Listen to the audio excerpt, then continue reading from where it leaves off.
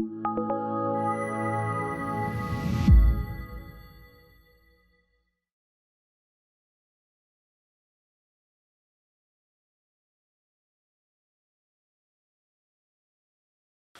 chapter 4, verse 18.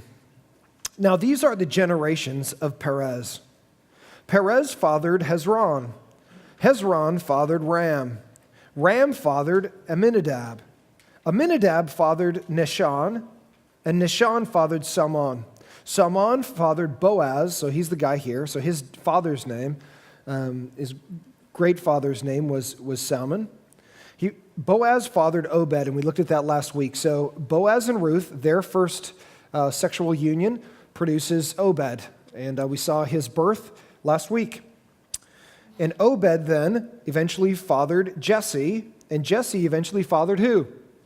David. So King David. So now the writer of Ruth has just told us a little bit of the lineage. So this isn't, I want to be clear, the Jews often did not say, when they said a man fathered a child, they didn't literally mean father to father to father to father to father in an unbroken chain.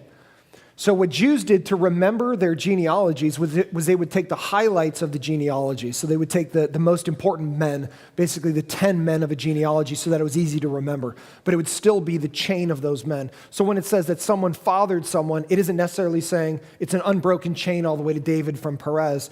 This is a chain of almost 900 years represented by 10 men of almost a little over 900 years. So for those of us that care about where we came from, how many of you have ever been on Ancestry.com or any kind of let me figure out who my ancestors are? Anybody? Anybody do any of that? Some of you guys are like, I don't even care who I came from, so you're like, whatever. Well, see, I see a few of you raise your hands. In our society right now, there's been a big push to see where you've come from, to see who you're related to see genetically why you do weird things, right? So when I was younger, I didn't really care who I came from because I'm like, I don't know, I got a mom and dad, that's good enough for me. But as you get a little bit older, you kind of go, why do I do that weird thing with my eye all the time when I stress out? Or when I get really excited, I go like this. Or why do I, when I stress out, I start to scrub my head or whatever. You realize, okay, well, Dad does that. And I even saw Grandpa do that one time. So I wonder if I've got a bunch of stress, head-rubbing people throughout my, chain of genealogy.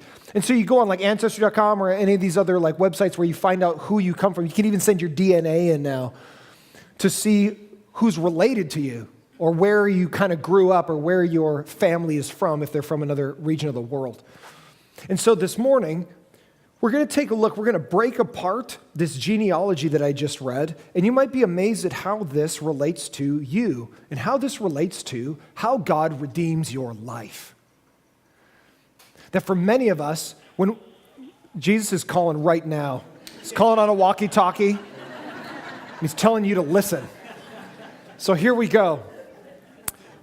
For many of us, we might not care where we come from, but I want to make this point to you. You come from people. You come from someone. You come from a line of people. Whether you care about them or not, you are genetically linked to people who came before you. If you know who you came from, you're like, dude, Dad was a drunk, Grandpa was a drunk, my great-grandpa was a drunk, I'm tempted by alcohol. I mean, you know inside of your family line, weaknesses of your family or some strengths of your family, man, we came from some solid women that came down through our line or whatever. You are from other people. And it's important for you to realize where you come from because it tells you who you are. And it tells you what you might need to change for the future so that if there's bad things, you don't keep repeating the same junk that your family did.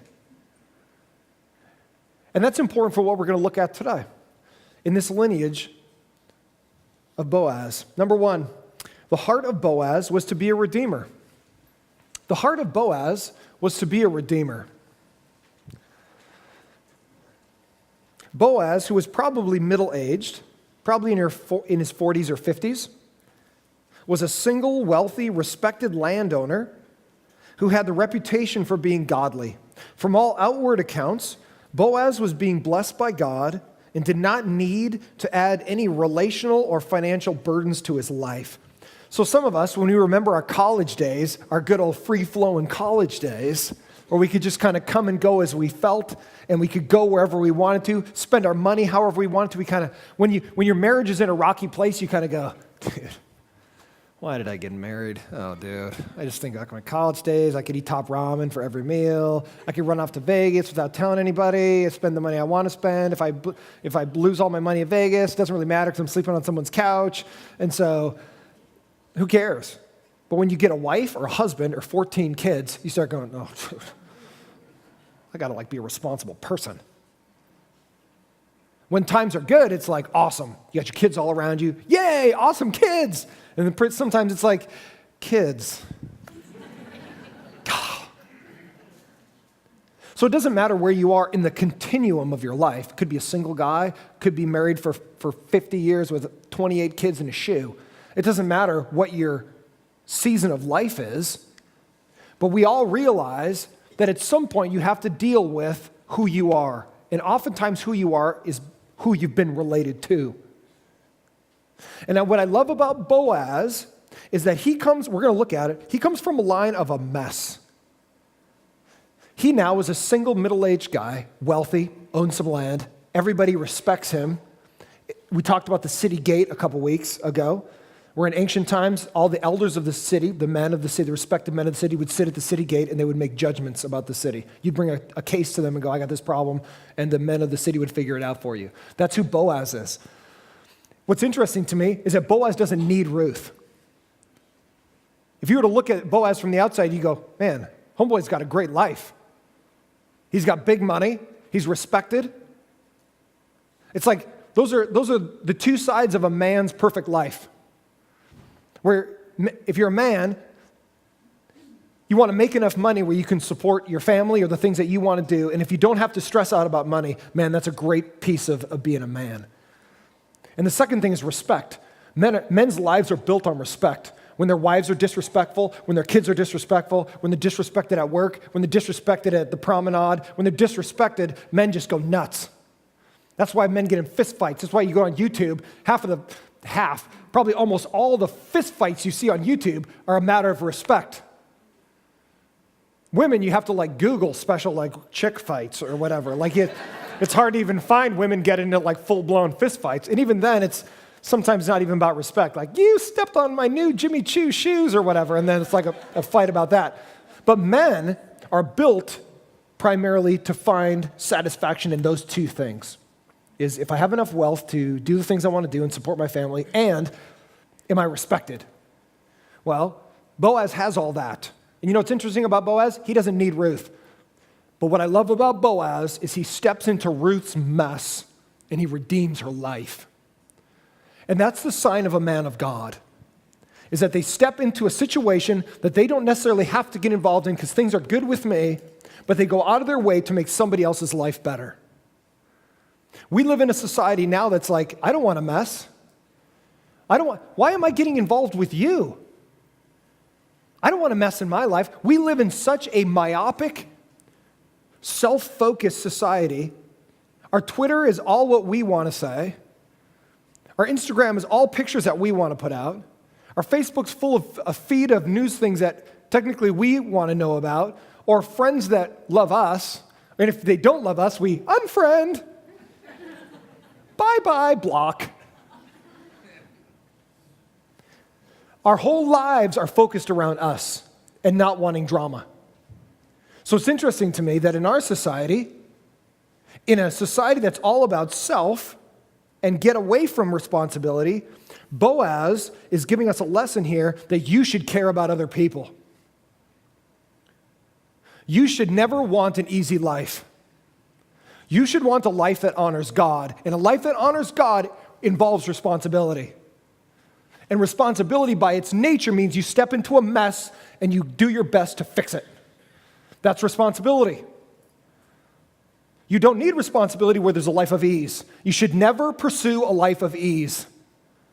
Because a life of ease will never give you a satisfaction in life.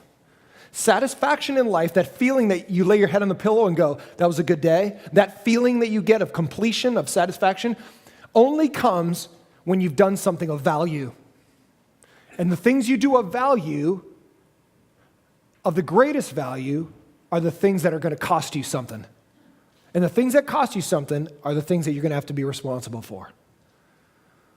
Don't look for a life of ease. We live in a whole society of I want ease, and I want it to be all about me. And we live in a society of empty value. We live in a society of empty lives. We are the most hyper-social society in history, but we are one of the most empty societies that's ever hit the face of the earth. We live lives of just emptiness. You want to know why? Because we pursue self rather than getting into other people's lives and go, how can I bless you? It's like, how can you bless me? And when you live that kind of empty, vacuous life, you're never satisfied. You never have that feeling of like, man, my life's solid. I got a solid life. Because it's always about what can you do for me? And Boaz was not that way. He could have been that guy. But he steps into Ruth's life and goes, I'm going to redeem this mess. And it's going to cost him, as we've looked at. But I want you to see it wasn't easy for Boaz like it's not easy for us. Possibly from loneliness, a desire for children, a sense of duty, or a mixture of them all, Boaz chose to step into the challenges of Ruth's life and redeem her situation. Often, the greatest challenges can yield the greatest reward. The greatest challenges can yield the greatest reward. It's going to take you some effort. The greatest challenges will yield your greatest reward. Our church is going through tremendous challenges. I mean, look at our poor buildings. We're cranking people through these buildings that was built for like 5 people.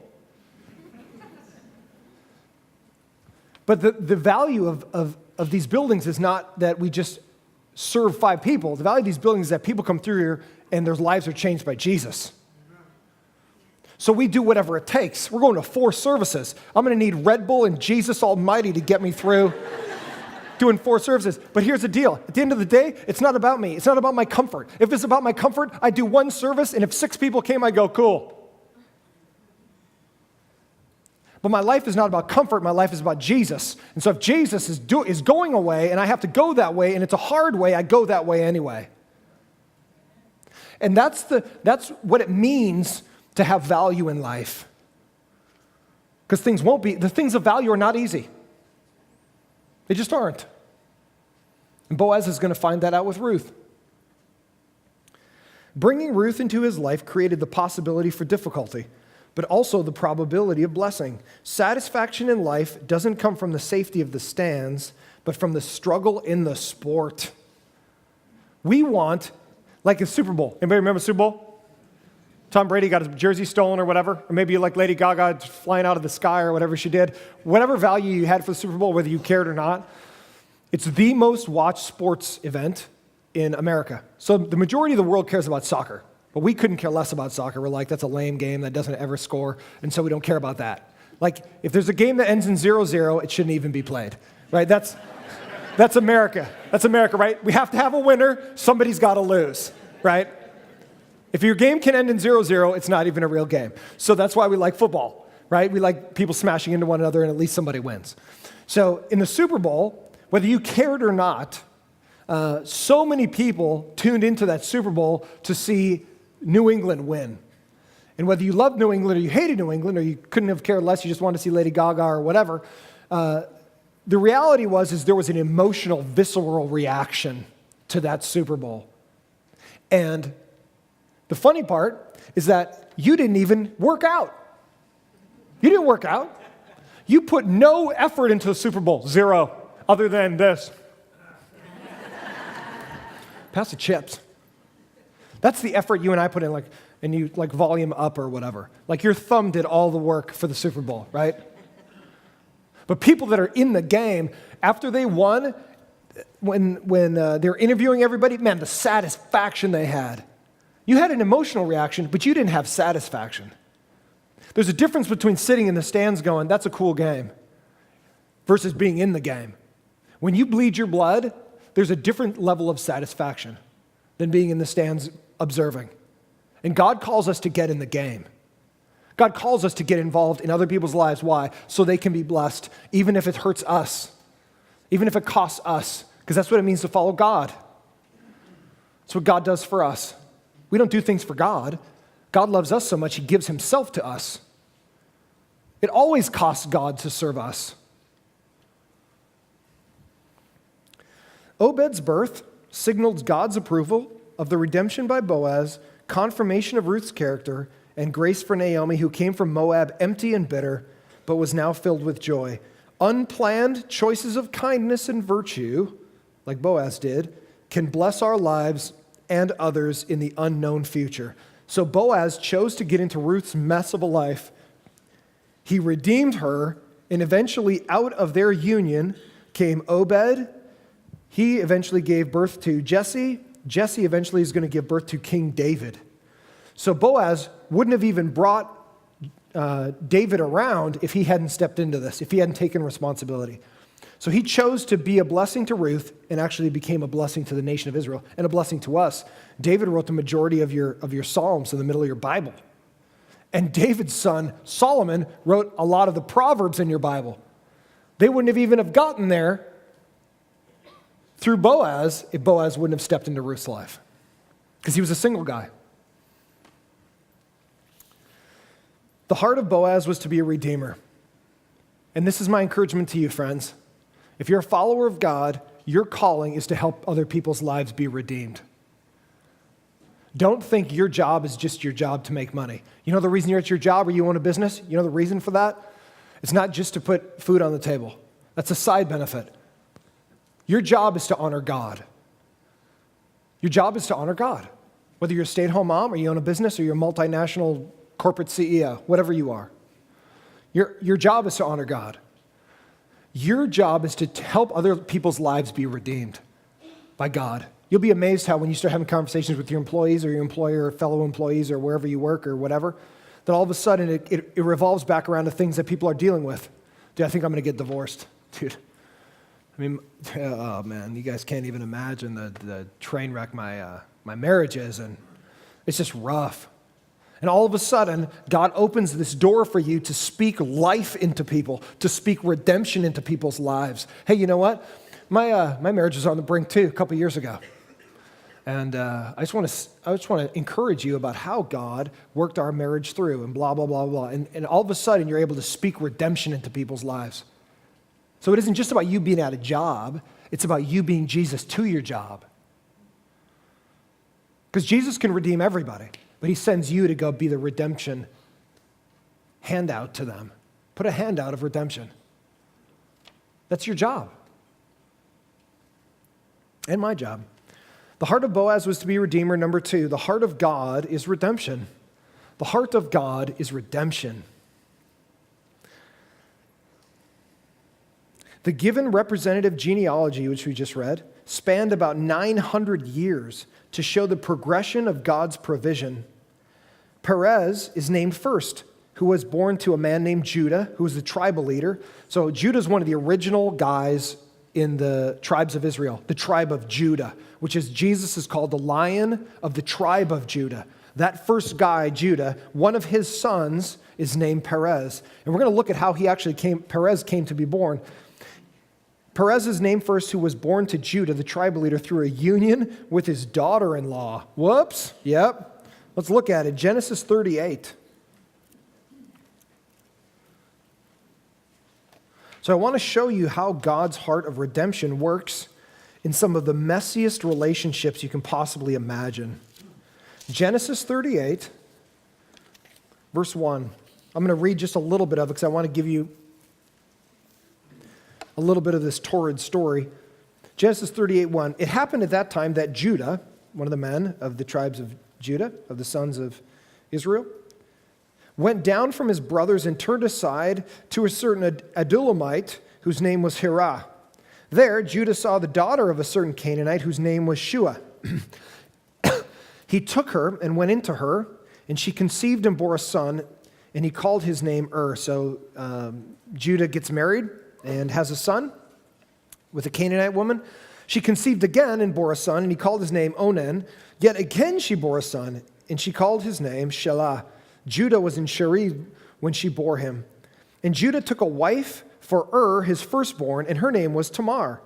But Judah's firstborn, was wicked in the sight of the Lord, and the Lord put him to death.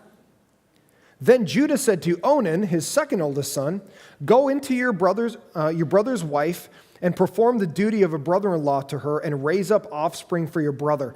So this is exactly what happened to Boaz and Ruth. Boaz was asked, when he redeemed the land and marry Ruth, he was asked to, the firstborn son, Obed, who would eventually end up becoming Obed, was going to be the representative of the dead husband to Ruth. So the guy that was going to redeem this situation between Ruth and her dead husband, the guy that was closer to them relative-wise, which we looked at a couple weeks ago, he goes, "I don't want to do that because I don't want my firstborn son to be a representative of the dead guy and endanger my inheritance with my other children." So he doesn't want to step into Ruth's mess. But Boaz steps into Ruth's mess, redeems the land, marries Ruth, has their first kid together, which would be Obed. But it's the exact same thing that's happening here when Judah says to his son, "Marry your dead brother's wife so you can carry on his family line." Now let's see how Onan handles it. Verse 8, "But Onan knew that the offspring would not be his. So whenever he went into his brother's wife," so whenever he had sex with his wife, "he would waste his semen on the ground so as not to give offspring to his brother." Welcome to the Bible. How you doing with that? You're like, what? Right. Okay, here we go.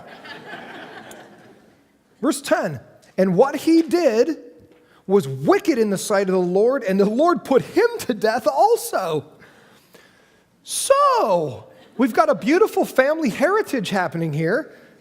Now look, there's one son left. There's one son. Judah's one son is left. And Tamar, she's like a black widow. All her husbands are dying, but it's not even her fault. God's putting her husbands to death. Look at this. Verse 11, "Then Judah said to Tamar, his daughter-in-law, 'Remain a widow in your father's house till Shelah, my younger son, grows up, for he feared that he would die like his brothers.' So Tamar went and remained in her father's house. In the course of time, the wife of Judah, Shua's daughter, died. When Judah was comforted, he went up to Timnah to the sheep shearers, he and his friend Hira, the Adullamite.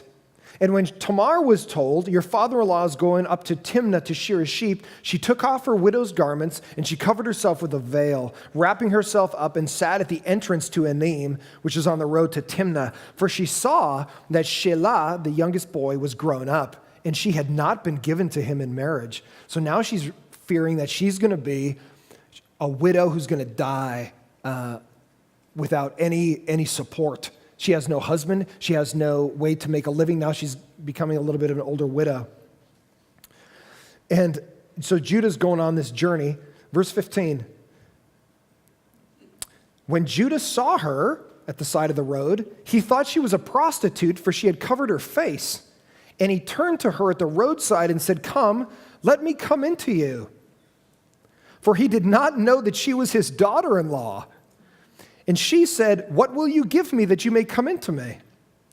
And he answered, 'I will send you a young goat from the flock.' And she said, 'If you give me a pledge until you send it.' And he said, 'What pledge shall I give you?' And she replied, 'Your signet ring and your cord and your staff that is in your hand.' So he gave them to her and went in to her, and she conceived by him. And she arose and went her way, taking off her veil, and she put back on her garments of widowhood." So, wow, right? So now watch this situation. Judah, one of the main men of the tribes of Israel, won't give his last son like he should to the widow to carry on their family line because he's afraid his young son's going to die. He goes on a journey. She realizes, oh, there's some funkiness going on here. She goes out, veils herself as a prostitute. She ends up becoming pregnant by her father-in-law. Guess what? Their son that they have, guess what his name is? Perez. Their son from this weird relationship is the great-great-great-great-great-great-grandfather of Boaz. But before we get to Boaz, we got one other messy situation. Let's look at it. About 500 years later, after this situation, Salmon married Rahab, who was a Canaanite prostitute from Jericho. So in Joshua 6, 22 and 25, you remember the famous story of Jericho? It was one of the first walled cities that Israel came when they were taking over the nation. They ran into this walled city of Jericho. They marched around it. The walls fell out. One of the only parts of the city that didn't fall down was a little section where a woman named Rahab lived. She was a Canaanite prostitute that hid some of the spies that came in to spy out the city. They promised, when we take over this land, we won't put you to death if you don't give our secret that we have been here. So she goes, I'm not going to tell anybody. All the walls of Jericho fall out except for her home, which was built into the wall because she let the spies out through the wall through the window in her house. I always wondered when I heard this story, whatever happened to her? She's like the only one. She's like her and her family's the only ones that survived out of all of Jericho. Like, what did she do? Just start wandering around in the desert? Like, where are we going? I guess I survived, but now I get to go starve to death out here in the desert. She actually married an Israelite guy by the name of Salmon. And Salmon and here's this Canaanite prostitute. They have a son, and their son becomes part of the lineage of Boaz. So you have a mess with Judah, you have a mess with Salmon and Rahab, and guess what? Boaz takes on the mess with Ruth. And from these unions, as weird and kind of immoral as some of them were, eventually we get King David. God's heart is redemption. Eventually, even King David's son Solomon would be produced through an adulterous relationship with Bathsheba. God redeems lives, families, and family histories. And I want you to see this. You are never too far from God. You can never do something that makes God not love you. Listen to what I'm saying, or if you're online and you're watching me. There will never come a day God doesn't love you. You can never sin so much against God that he doesn't love you. There will be things that you do that God says, stop that. Like a parent to their kid going, don't do that anymore. You may have to punish your child, but it doesn't mean you don't love your child. You may have to restrict your child, but it doesn't mean you don't love your child. In fact, when your child finally goes, I screwed up, I'm super sorry, I'm not going to do that again, Mom, Dad, will you forgive me, let's move on. As a loving parent, you're like, of course. Watch. Love doesn't make everything okay. Love provides a way that people, when they screw up, can come back into the family. Love doesn't say, oh, you just keep screwing up, then just keep screwing up, because I love you, just keep messing up. Nope. Love says, stop that. But love never says you're gone forever. Love says, when you stop, you're welcome back. Love always provides a way of return. So love never says, just do whatever you want. Love says, stop that, but come back. And the same thing with God. God's heart to you and me is redemption. Your life can be a total train wreck morally right now. You're like, you have no idea the perversion that's inside my own life or the perversion that I come from. I come from a line of perverted people. When I look back in my history, it's just like a mess it's a disaster. And I'm not surprised that I'm like that either. But the beauty of you is that God is interested in redeeming your life. Don't think my history demands that I be like this. You have to be the one that puts a stake in the ground and goes, this is where I plant my stake for God. No longer am I going to be the dysfunctional one in my family. I come from a line of dysfunction, but today it stops. I am the one that stops our generational dysfunction. I'm going to be the one that lives for God. There has to come a point in your life where you go, okay, done, enough. I can make excuses all day long for my behavior, but now I need to stop making excuses and start making results. And the way you make results is that God, who loves you, is waiting for you to repent. And the way God loves you is it says, when you come to Christ and you go, no longer am I going to follow my own path anymore. I want to follow you, God. God redeems your life from the pit.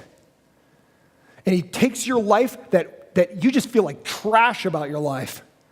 And God takes that trash in your life and he actually recycles it and redeems it and makes it glorious. There will never come a day when you go, I'm beyond God's grace. Because God already knows what you do in the secret, in the dark, on the weekends. God already knows those things. He's not surprised. He doesn't go, No way. But the great love of God can never be quenched by your sin. But understand this, you will pay for your sin. The sooner you stop, the sooner God does great things in your life.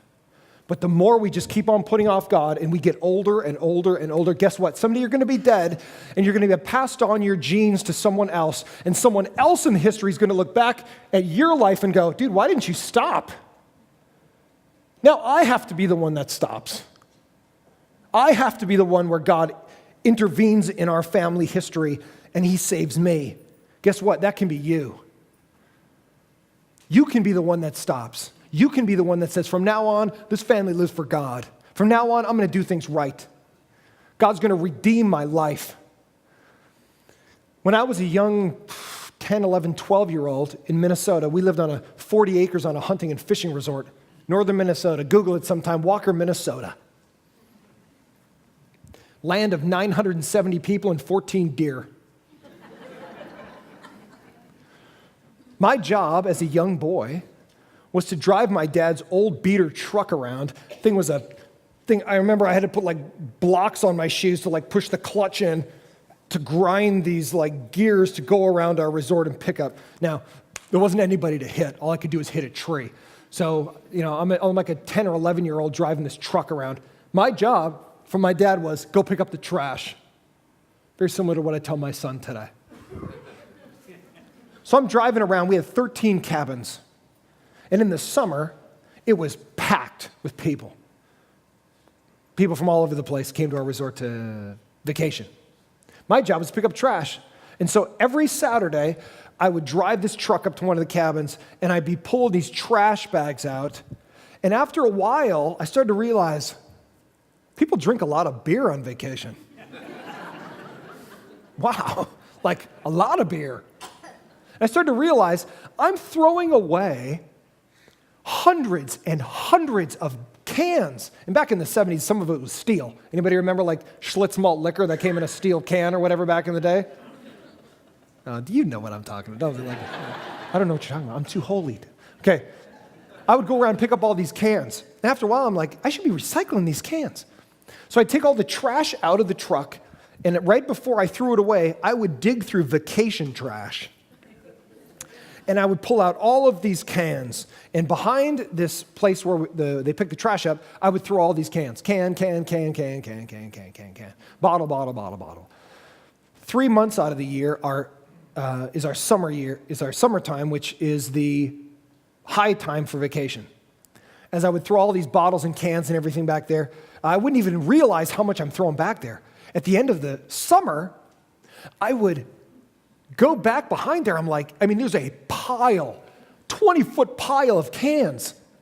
And I would take days and crush these cans and put them in a bag, crush these cans, put them in a bag. And at the end of the summer, we'd have to take multiple trips with the truck to the recycler because I have 20 bags of recycled cans. And as a kid, I was making hundreds of dollars off of these cans. And what I realized was what people thought was trash was treasure to me. And the only reason it was treasure was because I went out of my way to redeem those cans. Those cans were valueless until I, as a redeemer, went and got them. And it's similar to our day. This has a label on it that says California CRV 10 cents. And so this bottle has a potential value on it. But unless I go get this bottle and recycle it, it remains valueless. If it's on the side of the freeway, it's worth $0. If it's in a trash heap somewhere, it's $0. You know when this has value? Is when a redeemer comes and redeems it. And it's the same thing with our lives. We think our lives are valueless, or we think our lives only have value because we give it value. Understand this. If you're living apart from God, your life has no value other than what you give it. And the reason your life feels like it's out of control is because your life has no real lasting value because you don't last. You can't even stay emotionally consistent over one day. But when we follow God, God doesn't go, oh, you're such a piece of trash, you're gone. Don't even talk to me, just keep rolling away. God, through Christ, comes into the mess of our lives, our family line, and goes, I'm going to get this one. And I'm going to take your life and I'm going to make it something of value. So while you have potential value, you have zero value until the Redeemer comes and redeems you. And so when the Redeemer comes and gets you, you have value. And I don't want you to ever think in your life, I'm too far from God, I'm too perverted, and things are too way out of control, I'm just trash. My family line is trash, I'm trash, I will just give trash. Because God takes trash and gives it value. And you need to remember that there is no way that you can ever look in your life and go, things are too beyond my control for God to do something. God's love for you will never stop. But there will come a day when you're going to have to stop and go, I'm going to follow God now. And in that day, God takes you from potential to reality. That God actually redeems your life. God redeems you. God will redeem your future. God will redeem everything about your life if you're willing to be redeemed. And in the biblical way, you get redeemed by repenting of your sin. I'm done. I'm done, God. In my war against you, I'm tired of being trash. I want to be redeemed. I want you to redeem my life and give me value. And repenting means you turn away from your old self. You say, Jesus, forgive me of my sin. I want you to change my life, make me new. Give me a reason to live. Give me a value beyond myself. Take me from the trash heap and give me value. And you'll be amazed how God transforms who you are. That you go from valueless to valuable, not because you're great, but because Jesus is great in you.